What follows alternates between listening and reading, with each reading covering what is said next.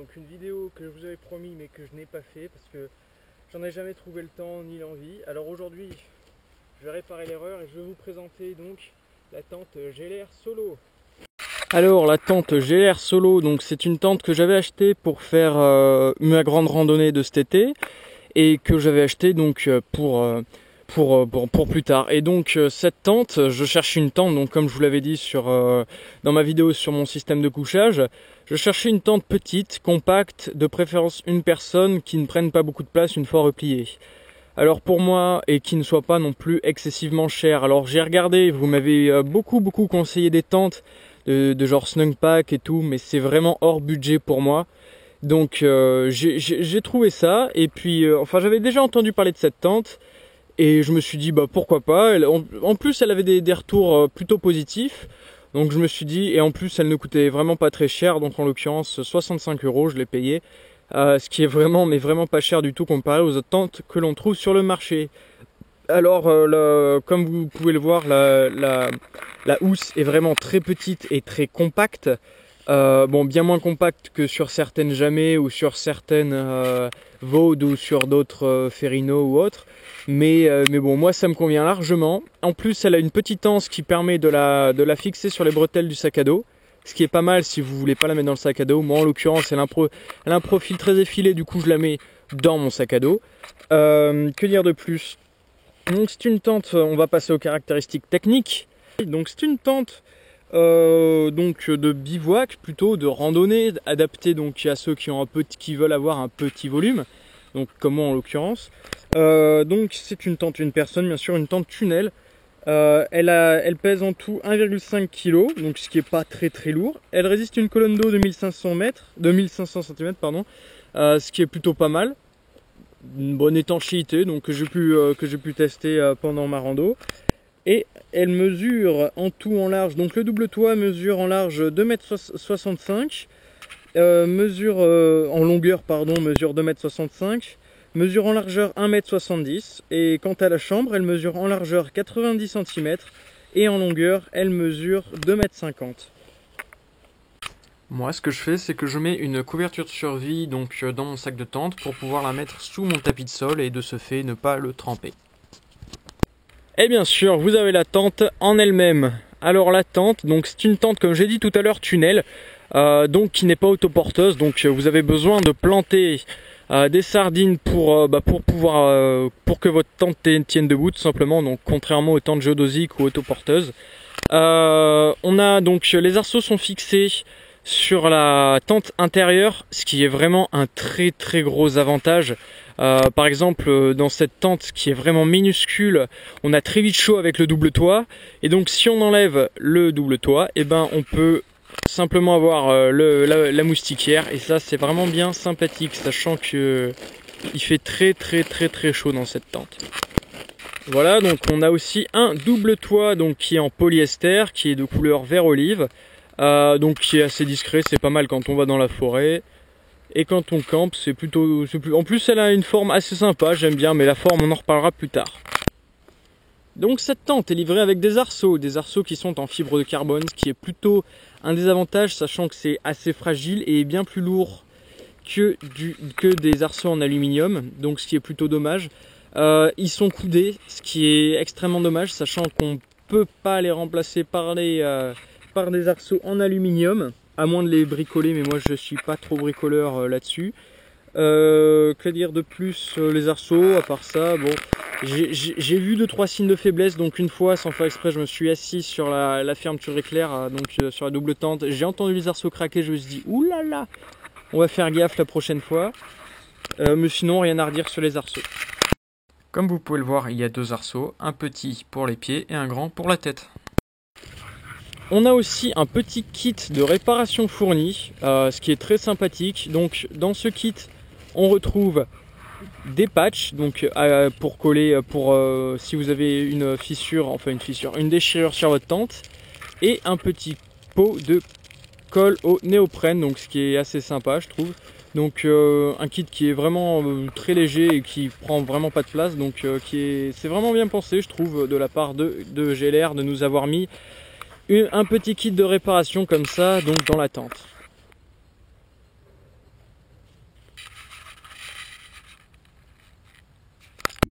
Donc pour le montage de la tente, c'est très simple. Il vous suffit de déplier le tapis de sol donc, et la chambre. Ça c'est très simple à faire, donc à monter.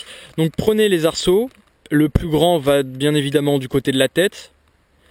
Vous le passez dans l'espèce de petit machin adapté enfin, pour cet effet. Et ensuite vous le passez donc dans les petites languettes de la chambre. Et ensuite tout simplement vous venez clipper pour tendre un peu plus la chambre.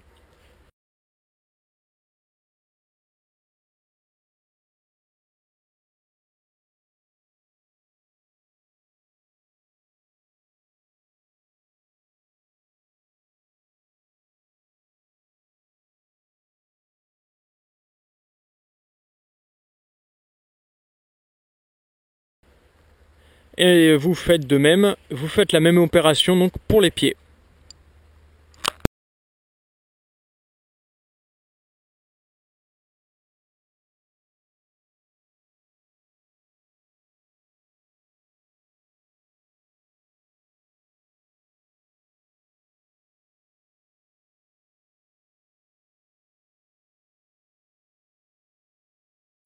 Donc vous voyez ici un peu que la tente se casse la gueule. Tout simplement pour éviter ça, il vous suffit de mettre les sardines, donc de mettre une sardine au pied, de tendre et de mettre une sardine à la tête. Et là, comme par magie, la tente tient debout.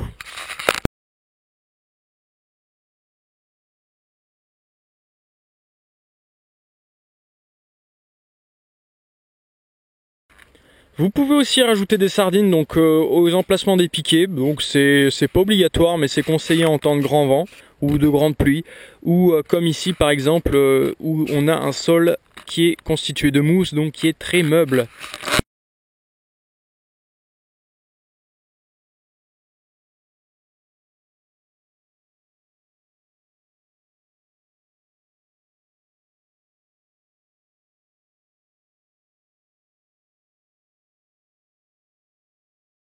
Comme vous pouvez le voir, la tente intérieure, on peut ouvrir la porte et la laisser ouverte, ce qui est vraiment pas mal si vous voulez laisser aérer votre tente ou laisser entrer la chaleur.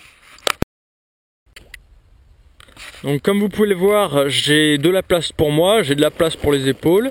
Par contre, je ne peux pas me lever, ce qui est plutôt un désavantage. Et donc c'est en majeure partie pour ça que ce n'est pas une tente d'hiver.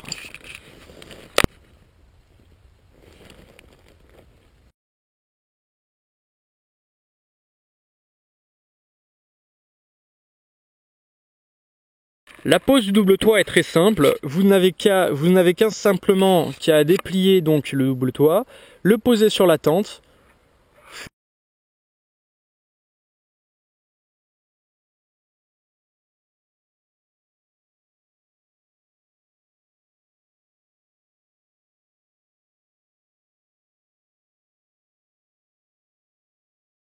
Donc, pour fixer le double toit à la tente, ils sont fixés donc de par des petites ficelles, donc ce qui est un système. Au moins on est sûr que ça se défera pas. Mais on aurait pu choisir plus facile donc en mettant des clips, comme par exemple sur les arceaux, ça aurait été bien plus sympa. Mais bon, au moins ça permet à la tente de pas trop au double toit de ne pas trop s'écarter.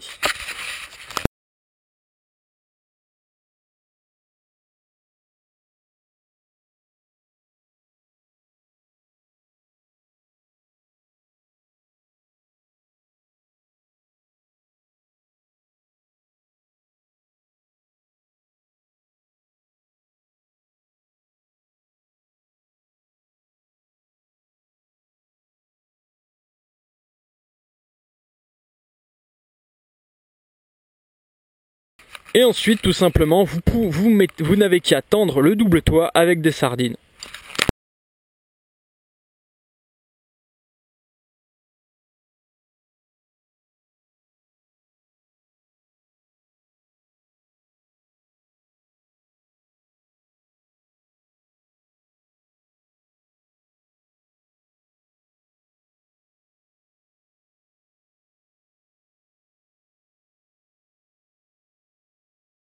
Vous avez aussi 4 haubans donc disposés donc aux 4 coins de la tente. Donc voilà, vous pouvez l'étendre mais c'est pas obligatoire. Donc remarquez que les haubans sont très visibles, ils sont donc d'une couleur jaune fluo et la nuit ils se remarquent très bien, donc ce qui est vraiment un avantage, ça évite de se prendre les pieds dedans. Comme vous pouvez le voir, la tente a un profil très symétrique, ce qui est vraiment dommage, sachant que l'on a une partie de l'abside, donc du côté gauche ici, qui est utilisable, et la partie droite, comme vous pouvez le voir sur la vidéo, qui est inutilisable, ce qui est plutôt dommage, sachant que si on pouvait réunir les deux, on aurait quand même une surface plutôt pas mal, donc pour abriter son sac à dos et ses chaussures. Ici, on a à peine la place de mettre son sac à dos et ses chaussures, ce qui est plutôt dommage d'ailleurs.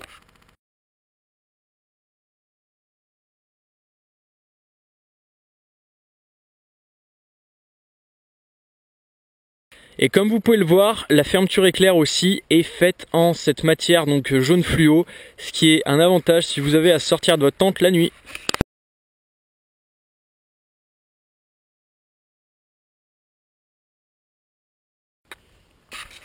Comme vous pouvez le voir, le double toit a un espacement assez conséquent de la chambre, ce qui est plutôt pas mal parce que sous la pluie, au moins ça évite que les deux toiles ne se touchent pas et donc que votre tente finisse par inonder. Ce qui m'a vraiment surpris avec cette tente, ça c'est une question récurrente qui vient sur toutes les tentes. Il n'y a quasiment aucune condensation dans cette tente et c'est un point vraiment très très positif. Donc le démontage de la tente est très facile, vous enlevez le double toit, vous le pliez, vous le roulez un petit peu. Ensuite vous n'avez qu'à tout simplement plier la chambre intérieure. Très simplement vous la pliez en deux, ensuite vous pliez les côtés pour avoir un rectangle. Ensuite vous positionnez la tente, le toit, les arceaux, les sardines, puis le kit de réparation, et ensuite vous roulez bien fort et vous mettez le tout dans la petite housse. Ce qui est pas mal, c'est que la housse est quand même assez large, du coup on galère pas tellement à mettre la tente dans sa housse, ce qui est plutôt pas mal en randonnée quand on est pressé, quand on veut partir tôt. Au moins on s'acharne pas comme un boulet sur la tente pour la fermer.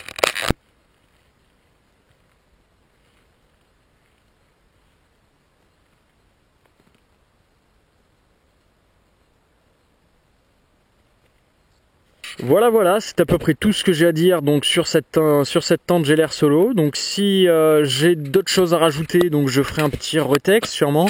Là je vais essayer d'aller dormir dans la tente donc une nuit, là sachant que je suis en vacances, du coup j'ai le temps pour aller bivouaquer un petit peu. Et donc j'essaierai de me filmer pendant la nuit, donc vous montrer la température qu'il y a dans la tente, la condensation, la place qu'on a aussi, enfin tout un tas de trucs comme ça. Donc j'essaierai de faire cette vidéo. Et ensuite, donc si vous avez le moindre question, la moindre interrogation, n'hésitez pas à aller me la poser dans les commentaires. Si vous avez la moindre suggestion de vidéo aussi, n'hésitez pas, ça serait très sympathique. Et n'hésitez pas non plus à aller sur ma page Facebook. Vous êtes de plus en plus d'ailleurs. D'ailleurs, j'ai remarqué qu'il y avait de plus en plus d'abonnés sur la chaîne. Alors ça, on en reparlera dans une autre vidéo. Et voilà. Donc moi pour l'instant je vous dis à bientôt.